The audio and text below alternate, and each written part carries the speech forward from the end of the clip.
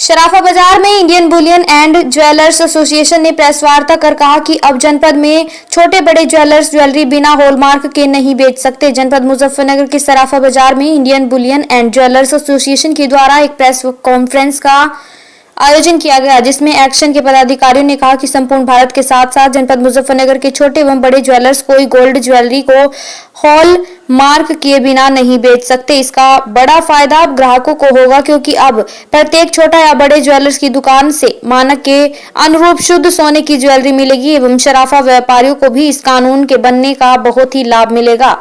अब एक बड़े कॉरपोरेट के द्वारा बेचे जाने वाले सोने की ज्वेलरी एवं गांव के छोटे कस्बे में किसी भी छोटे ज्वेलर्स के द्वारा बेची जाने वाली ज्वेलरी की शुद्धता एवं गुणवत्ता में कोई फर्क नहीं होगा। इससे छोटे ज्वेलर्स पर ग्राहक अविश्वास और अधिक मजबूत होगा तथा सराफा व्यापारियों को नई गति से आगे बढ़ने का भी सुनहरा अवसर मिलेगा। और मुजफ्फरनगर में आज से ही हॉल मार्क कानून लागू हो गया है। मेरठ, सहारनपुर में भी आज से ही कानून लागू हुआ है।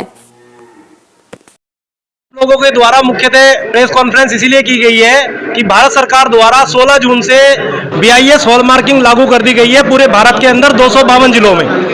तो इसका लाभ हमारे सभी ग्राहकों को ये मिलेगा कि छोटे गांव और कस्बे के कस्टमर को भी शुद्ध सोने की ज्वेलरी मिलेगी, जिसको वो पूरे भारत में कहीं भी वापस कर सकता है, बदल सकता है। और छोटे दुकानदार को हमारे ये बेनिफिट होने वाला है कि आज ब्रांडेड शोरूम के बराबर में वो अच्छी ज्वेलरी कस्टमर को प्रोवाइड करेगा, जिसकी गारंटी पूरे भारत की होगी। वो कस्टमर कहीं भी उसको बदल के अपने पूरा मूल्य प्राप्त कर पाएगा। साथ में हर ज्वेलर कस्टमर को अच्छी से अच्छी ज्वेलरी देगा।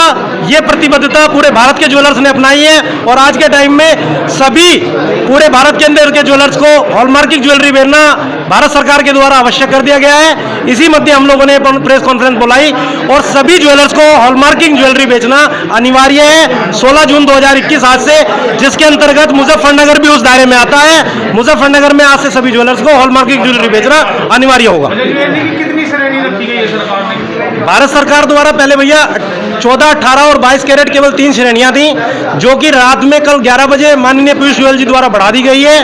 अब 14 carat, 18 carat, 20 carat, 22 carat, 23 carat और 24 कैरेट में ज्वेलरी कस्टमर्स को मिलेगी। ये तो एक ग्राहक के लिए अच्छा है।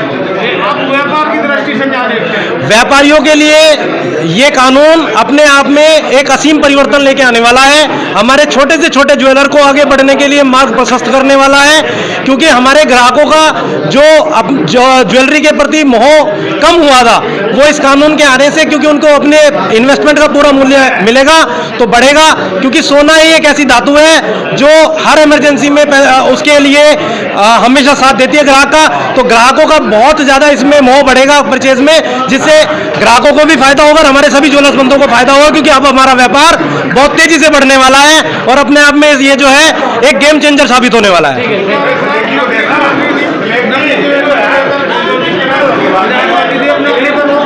किसी भी तरीके की नकली ज्वेलरी अगर मिलेगी या कोई ज्वेलर पकड़ा गया है उस तरीके की ज्वेलरी बेचता हुआ, तो इसमें बहुत कड़े प्रावधान किए गए हैं। 1 साल से 5 साल तक की सजा और ज्वेलरी की जब्ती की जाएगी अगर कोई गलत काम करेगा तो मैं नहीं मानता कि कोई भी व्यक्ति गलत काम करेगा।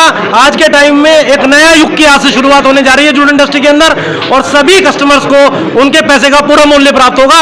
यही आशा हम करते हैं और यही विश्वास अपनी तरफ से, संगठन की तरफ से, हमारे सभी ज्वेलर्स बंधुओं की तरफ से, इंडिया बुलियन ज्वेलरी एसोसिएशन की तरफ से हम सभी ग्राहकों को, अपने नगर के वासियों को यह विश्वास दिलाना चाहते हैं कि सभी को क्वालिटी मिलेगी।